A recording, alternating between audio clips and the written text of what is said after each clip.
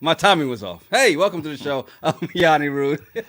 And I'm just Terrell. You ever been out somewhere and overheard two people having crazy conversations? Well, we are those people. We've been having these conversations since college. Yep, it's the Regular Guys Random Thoughts podcast.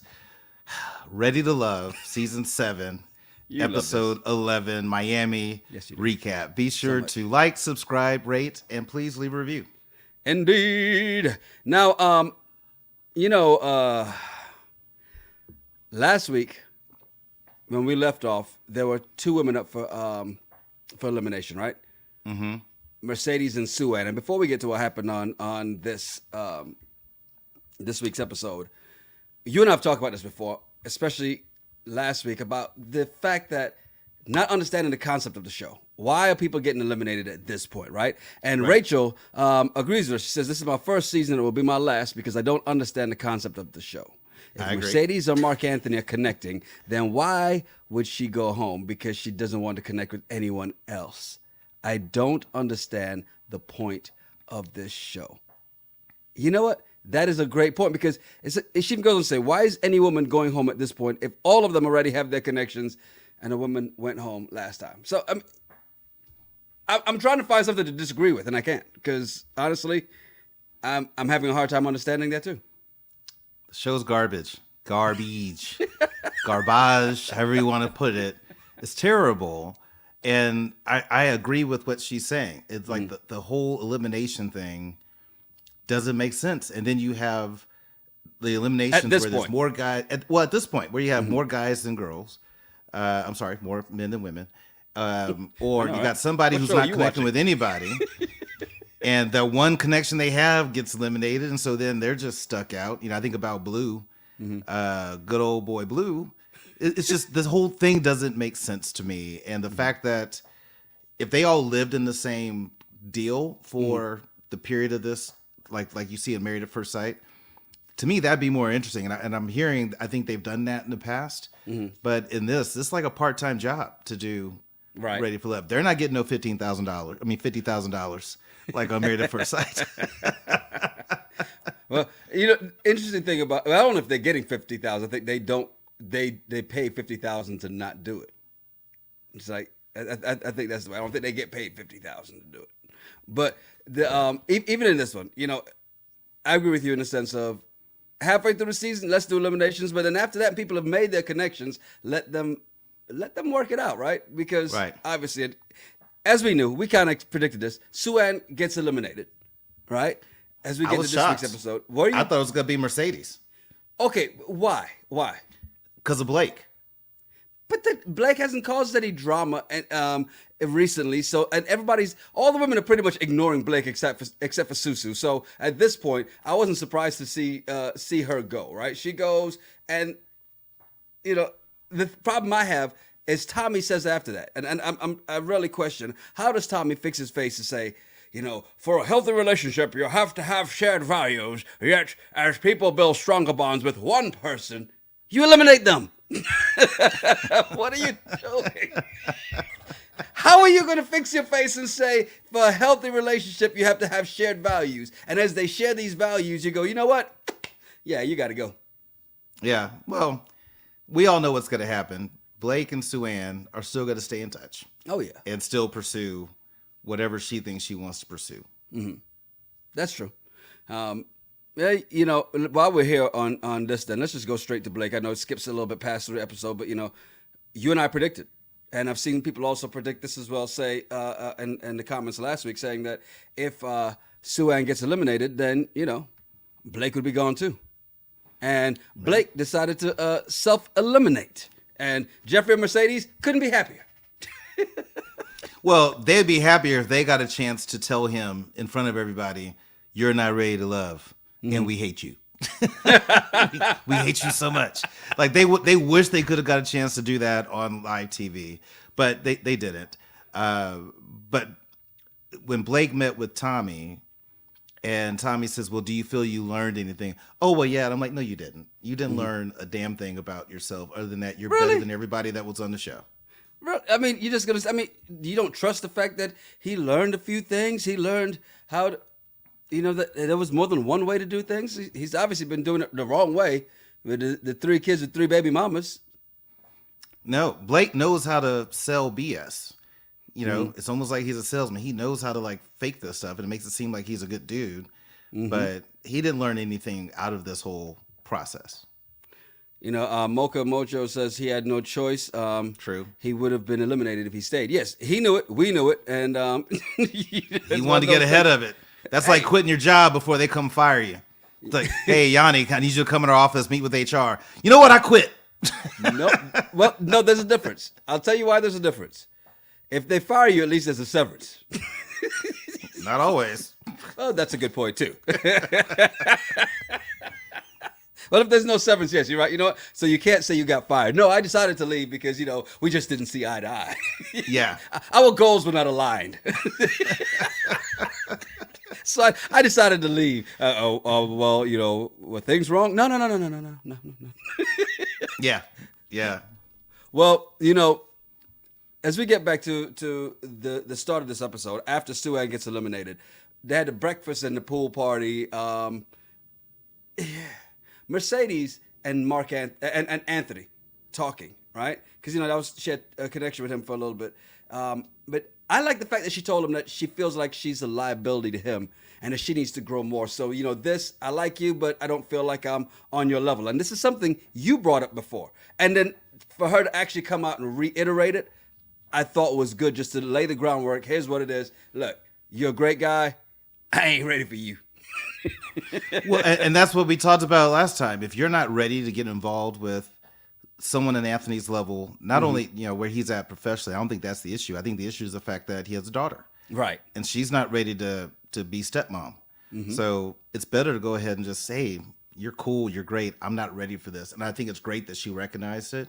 And I think it's positive that she can just tell him, because now he knows it's not him. Yes. I mean, that's the thing with rejection. He doesn't think, well, what did I do wrong? He's like, well, look, she's not ready to handle all this, and I can respect that. So I'm glad she had that conversation. Ravine says Mercedes is the most honest on the show. I like her. I like her too. And you know, remember when she had that conversation with Lyndon? She's like, yeah, I see us as great friends. You know, she very honest, and she's not beating around the bush. Very direct. Like, here's what it is. You know, I like that about her too. I do too. A lot of respect for that. And I think Anthony really appreciated the whole thing. Indeed. High Vibe says, Mercedes seems to be a real cool chick. I appreciate her honesty. We all do. I love that. We all appreciate that about her. Agreed.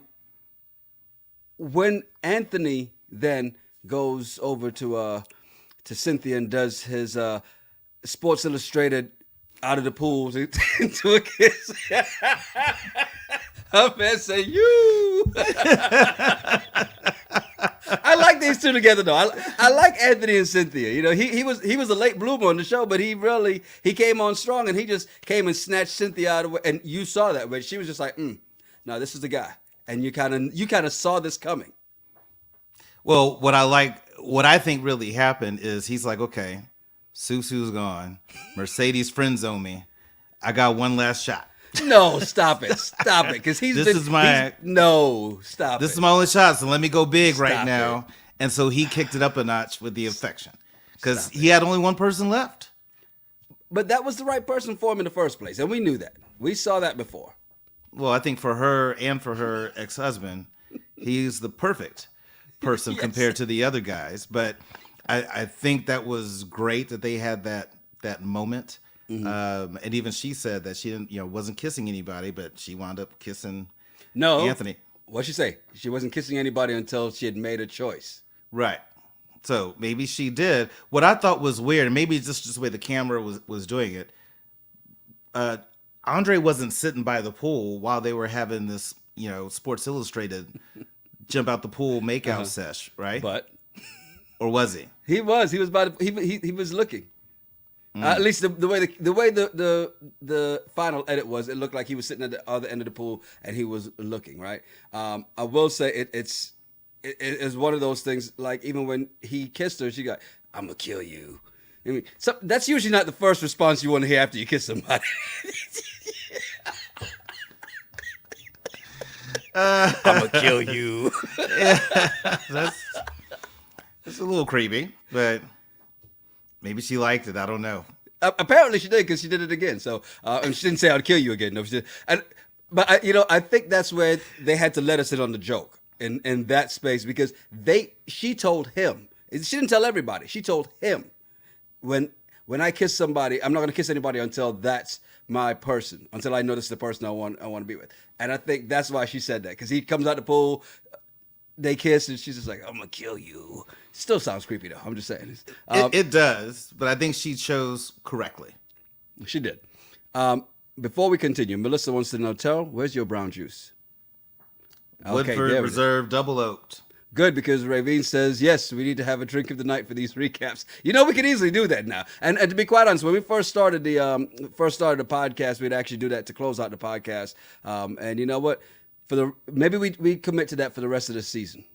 We at least start with our beverage of the night, because everybody needs a drink to get through the rest of this season. Well, that's just it. But see, I don't start drinking mine until the 5 minutes before it's over, because if I start drinking early, for those that have been watching us a lot, you've seen what can happen if I start drinking early. So I have to control myself just a tad. I wish we could find that episode and just tell people, like, watch me go down. We can, actually. Oh, no, look, High Vibe wants to in the first after party. Let's have a single cocktail for the season. The problem is, we don't really, I don't really mix. I have my stuff on either on the King Cube or neat. So yeah, I don't mix a cocktail just because it's drink straight bourbon. Get to the point. I need all that sugar. What I used to say back in the day, I'm not a social drinker. I drink to get fucked up.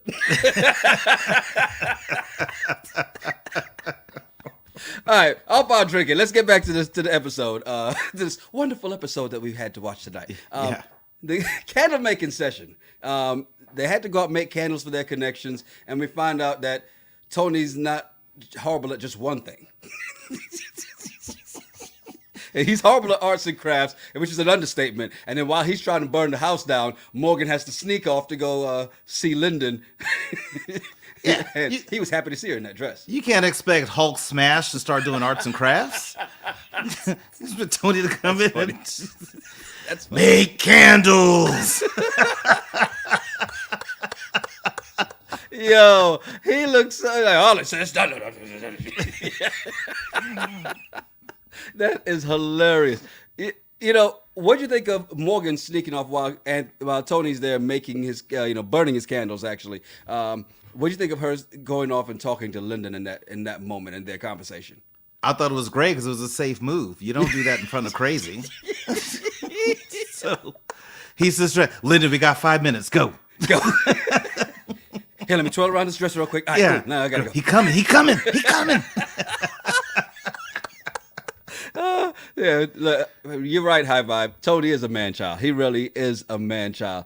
So now, the thing that I took about Morgan talking to Lyndon is that, I hate to say it like this, but Morgan is an idiot, because she's like, I know Tony's bad for me, but he deserves another shot. No, he doesn't.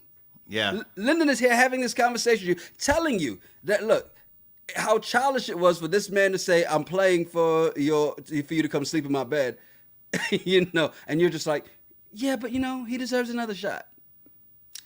See, I'm very disappointed in Morgan. I think it's sad, but maybe there's something deeper here, that maybe she's so used to toxic relationships that she wouldn't know what to do with somebody who's not toxic. Thus, she doesn't feel she deserves a good person, because this is what I'm used to. I'm like drama and I'm comfortable with the drama. So maybe that's why she's drawn to, even though she knows he's not good for her. Yeah. Lyndon calls it out and she's like, you're right. But maybe in her mind, through all the previous relationships she's had, she feels like this is the best I can do.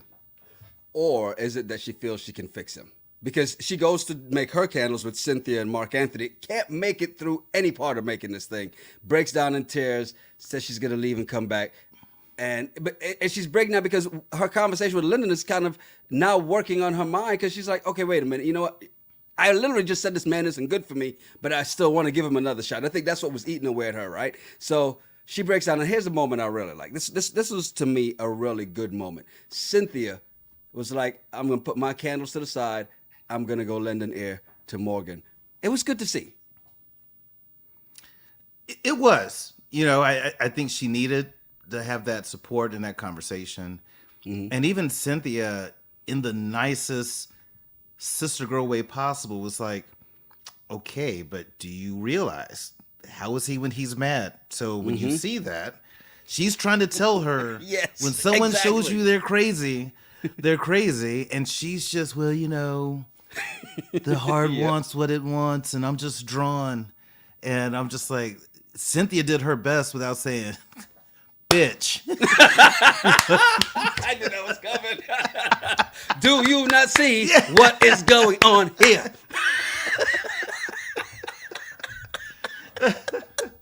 Oh my God. Well, and if on cue was a person, it would be Tony. Because as Cynthia is having this conversation with Morgan, who pops up all mad? What's going on here?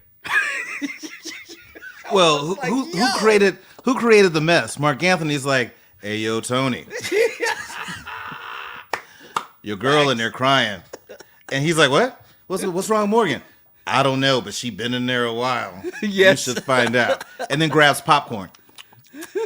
See what happens. So Tony goes, open the door. What's wrong? What's wrong with you? I just came to see what's wrong with you. I mean, just comes in aggressive. Aggressive, yes. Aggressive and hot. She's crying. You don't look at someone crying like, what's wrong with you? It's like what you do. That's what parents do. And they're I'll give you something to cry about. Yes. You want something to cry? Yeah. Here's an interesting question from Sanan's fans, which says, have they had relations? Did he put it on her, not understanding why she's ignoring the red flags? Well, but I mean, here's the deal. How many of us know people that ignore the red flags that haven't slept with the person? They're just drawn to certain types of people for whatever reason, and that's just what they go with. Okay. So maybe they haven't slept together. She's toxic. We know this from the Nair situation. Yes, indeed. So maybe that's what it is. I will say this. As a man, I'm going to give this from the men's perspective, you want to believe that you drove her crazy. It's the sex that did it, yes, because I put it down like that, damn it. Yeah, that's why She can't leave me because of the sex. Yeah, if you trace it all back, all of her toxic relationships come from toxic dick. That's why she's doing this. That's exactly what it is. All right. After that, we get to the pajama party, which, would you call it a pajama party? No, I was like, when you even said it, I was like, what pajama party? They're just sitting around about to exchange candles. Like, I didn't see a pajama party, but I might have missed it. And Morgan came out with her thick fillet thing to go with which I'm sure Linda was like, you know what, you're right. After that dress, I do agree. Yes, indeed. And of course, your favorite Jeffrey came in twirling with straight out of Victoria's Secrets. Yeah. Hello, everybody. She walked in. I thought of you. I imagine your reaction. He's my biblical husband. I can't stand it. Just listen to her talk. I just can't. So let's go there. You're talking about the candles, but she gave the whole biblical husband thing. What'd you think of the candles? Well, okay, the activity, creative, I thought cool. Mm-hmm.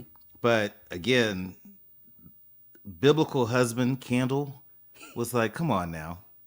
She's just out there, and with everything that we all know about her, mm-hmm. and from what what's her name researchers pulled up about her, she's a problem. Mm-hmm. But hey, whatever. If Andre likes crazy, go ahead and take that candle, light it, and hopefully there's not knockout gas in there and you wake up with 3 kids sitting around you. Like, are you my daddy? Are you our daddy this week? Yeah. Yeah. Yo, high vibes said Jeffrey in that feather duster from the Golden Girls costume rack. That's hilarious. Call her Blanche. She's coming in looking like Blanche. Oh my god! The funniest part of this whole thing though was passionate Tony skipping the pajama party, and the fact that everybody had Yeah. jokes calling him passionate Tony. Because he all in his feelings. Yeah. Well, Jeffrey was a little upset that that Dre made a candle for Mercedes. You saw that? No, that Mark Anthony. Cynthia. No, well, first of all, she was upset that Mark Anthony made a candle for Mercedes because remember she has a connection with Mark Anthony too. The way she looked, she was just like, wait a minute. Then of course the whole Cynthia thing when Cynthia made the candle for Dre as well. Anthony was upset. Now, follow along here. For a couple people who haven't watched the episode and just like, I just come for the recaps, follow along closely. Mark Anthony makes a candle for Mercedes, as we expected. Jeffrey looks a little upset. Cynthia makes 2 candles, one for Anthony and one for Dre. Again, Jeffrey looks a little upset about that. And of course, Anthony's in his little feelings because, wait a minute, I thought it was only for me. I didn't know we can make 2 candles. I thought we could only make 1. Then Dre turns around and makes a candle that he gives to Cynthia first and then gives to his second connection, biblical wife, Jeff. What do you think of this whole, this is like, it's not even what would that be? Would that be a hexagon? It's not even a triangle. What is going on here? Well, I don't see a lot wrong with that because I get it. If you have 2 connections, you made 2 candles for them. But I think you got to listen to the words. And Cynthia's words for Anthony's candle compared to Dre's candle, this is coffee because I want to wake up to you every morning. Right. Powerful. So yes. She's putting it out there. Hey, Dre, you cool. You're my connection. I've been saying this, but I want to wake up to him every morning. Because she said, I want to give you your flowers. Not, and giving somebody their flowers doesn't mean giving them your flower. So I don't know what Anthony heard. Because you're right. She did say the chocolate the coffee because I want to wake up with you every morning.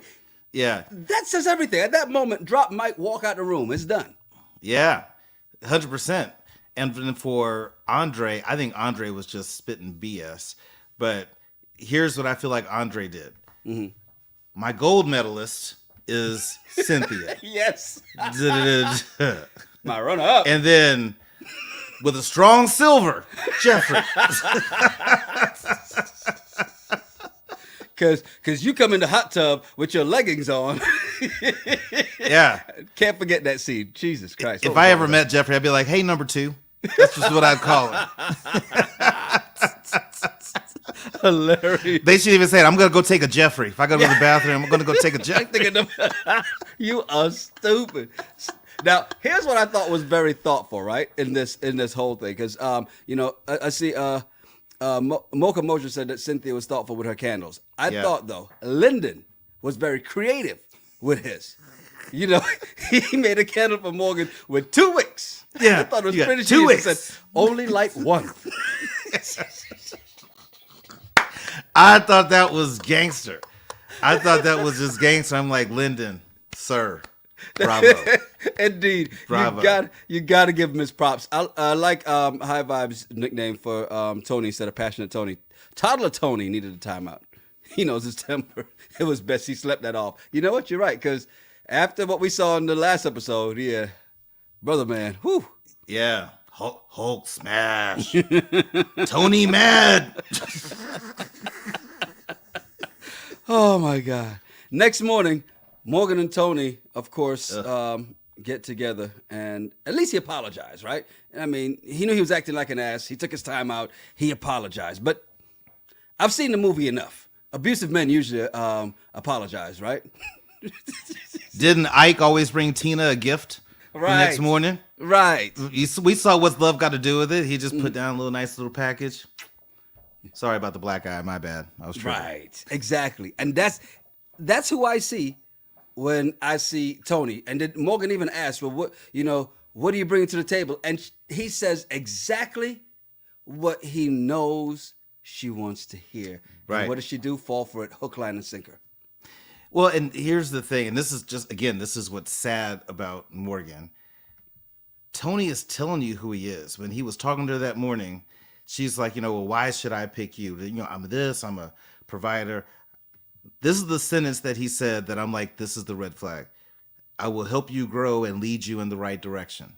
Mm-hmm. that is controlling, and that's a red flag, ladies. Why? Now, it'd be one thing if she was like leading 19 the and sheep. he's 40. That's one thing.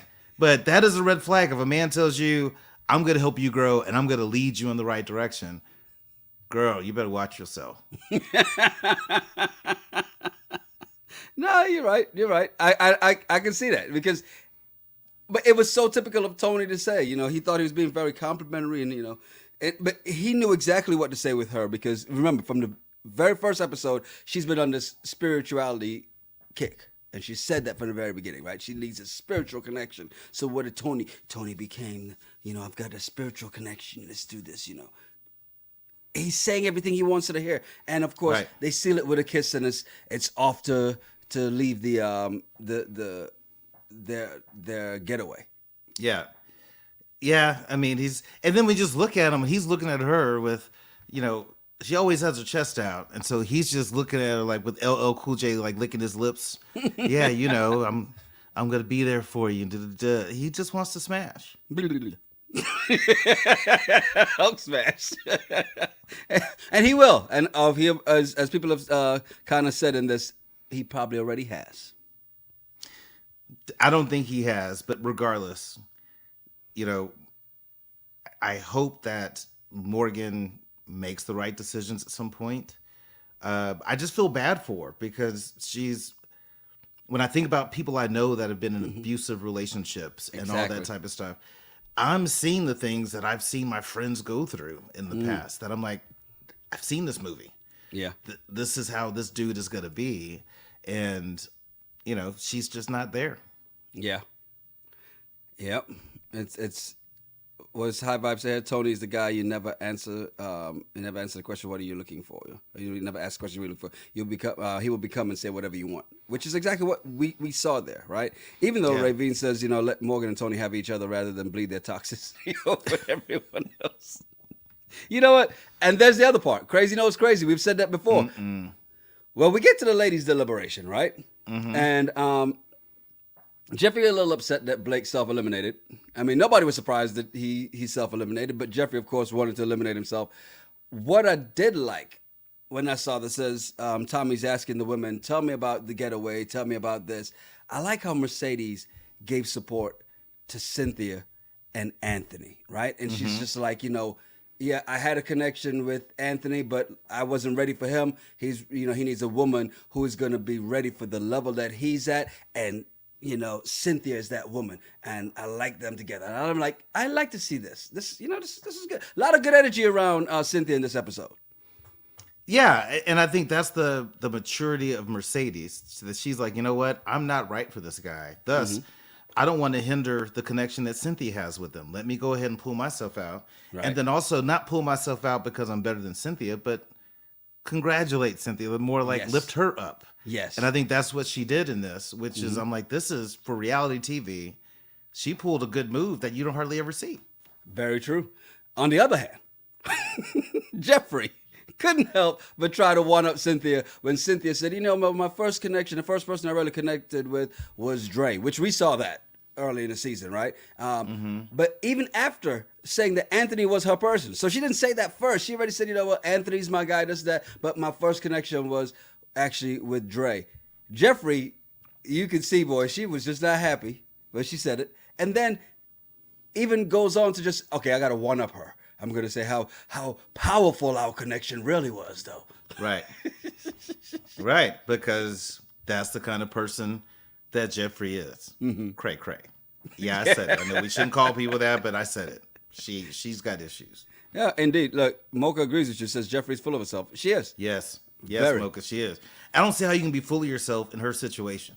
Well, I'm not going to follow you on that one, but go ahead. Continue.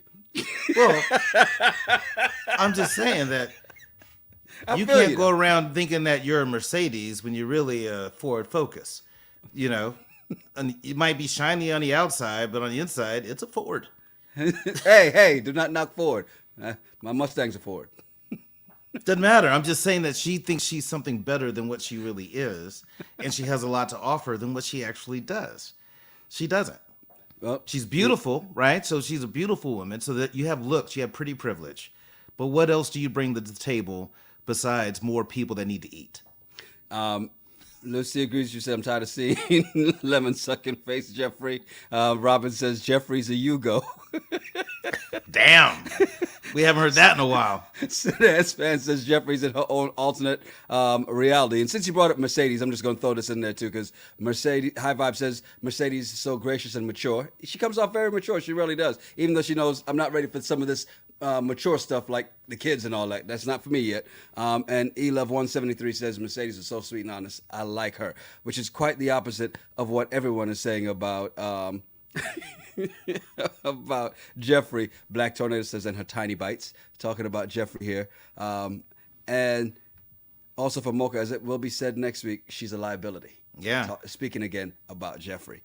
Well, who knows? Maybe her biblical husband will be the thing that she needs to get her to where she wants to be. Yo, I said Cynthia had a great episode. Cynthia really had a great episode because, again, she stood up for Morgan when Morgan wouldn't stand up for herself. You know, the first thing she says, "When who do you want to eliminate? I want to eliminate Lyndon." She stood up for Lyndon too, because I want to eliminate Lyndon because I hate to see him hurting. And I was like, damn, that was powerful what she said right there. Yes, it was, because she knows Morgan's going to go down the wrong path. Mm-hmm. And so for her to say, let's eliminate Lyndon, it makes sense. Mm-hmm. And she disagreed with Morgan with tact. Right. So it wasn't anything that could be like a Real Housewives argument. Mm-hmm. She was very tactful how she did it. Mm-hmm. That I think Morgan's still going to respect her even after this whole show.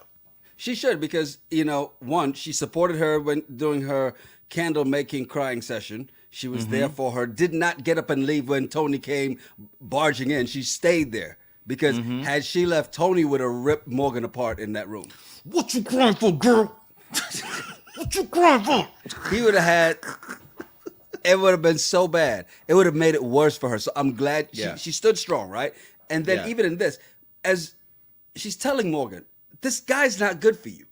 And she tells her again, who someone is when they're mad. Yes. Tells you everything you need to know about them. I mean, what people say to you, and I've been in that space before, when somebody's mad and they say something, I go, take note, because that's what you really think. Because when you're really mad, that thing comes out. So, I've been there. I've had relationships where it starts out great, honeymoon phase, first 2 or 3 weeks, it's awesome, and then they get mad, and you're like, oh, you big mad over this? Exactly. This isn't that big a deal. Okay, if you're like this now, what are you going to be later when real shit happens? Exactly. When real drama happens in our relationship, how are you going to respond? But Morgan, the heart wants what the heart wants.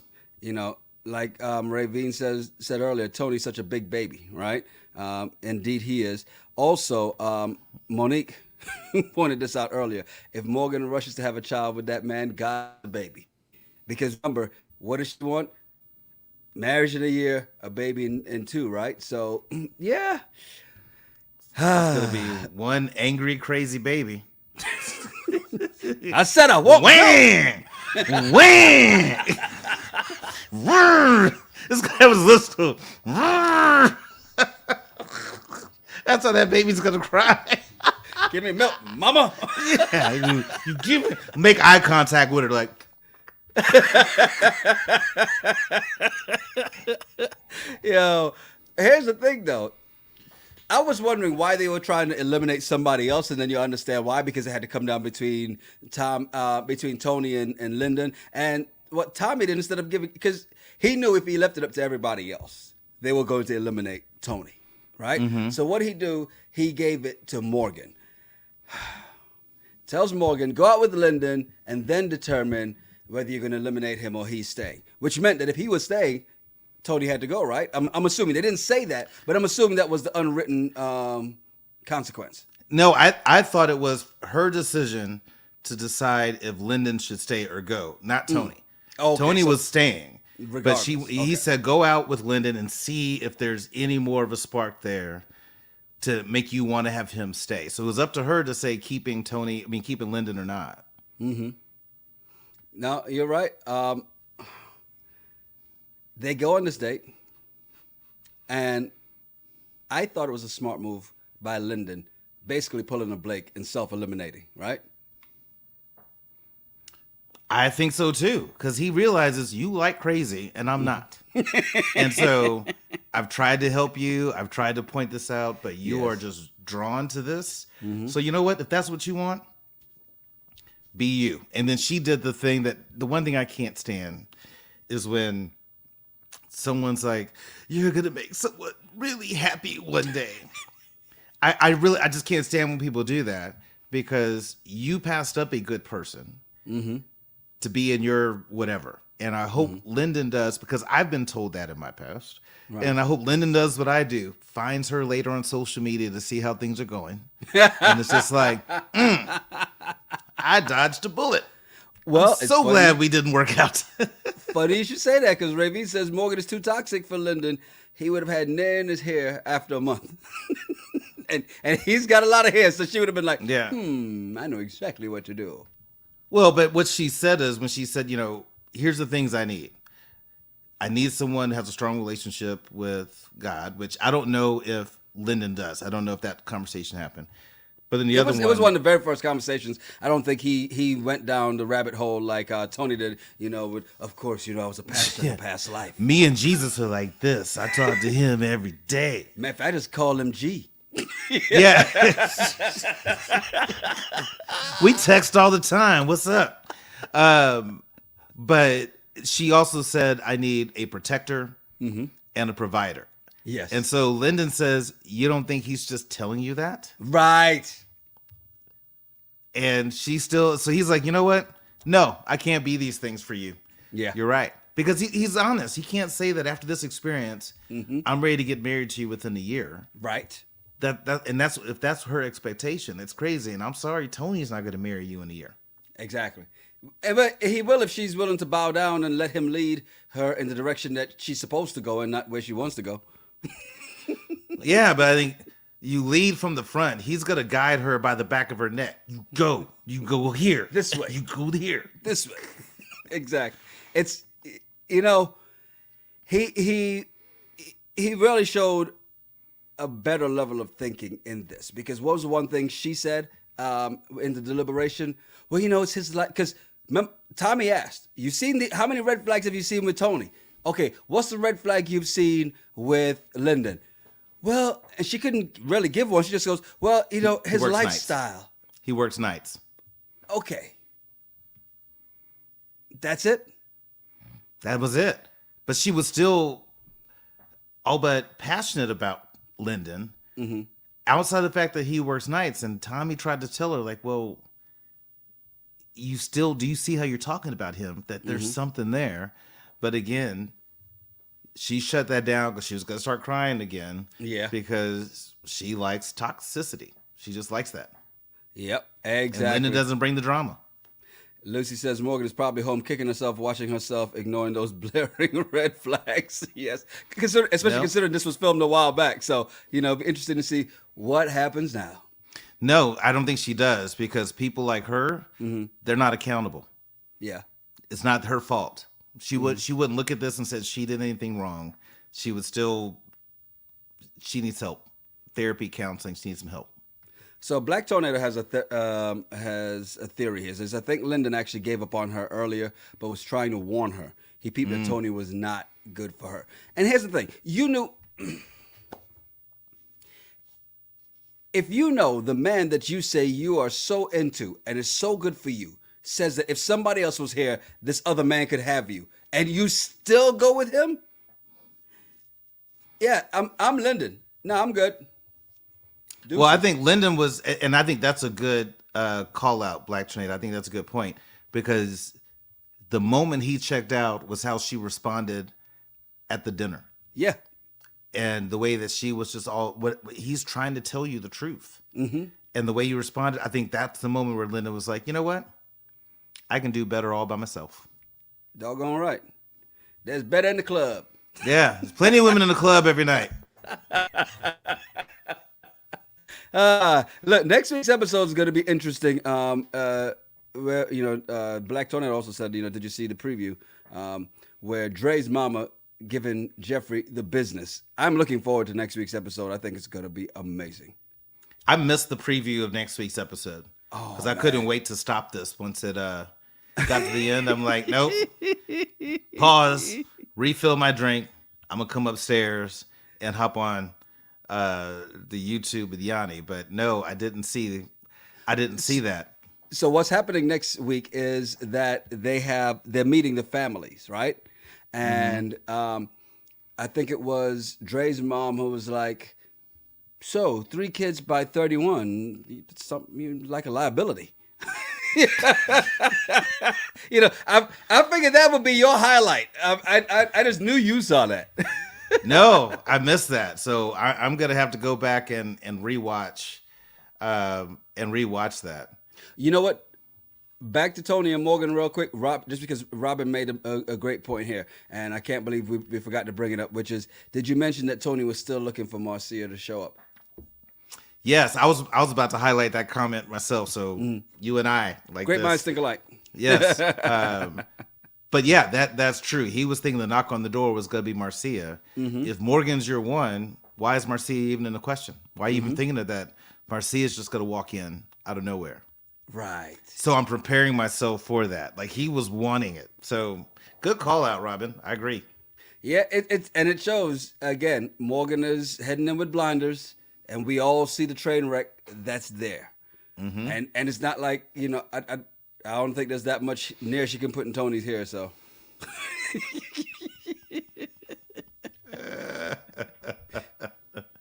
Yeah. It's going to be a good one. Next week's going to be a good one. I see a lot of people excited about next week. Next week looks good.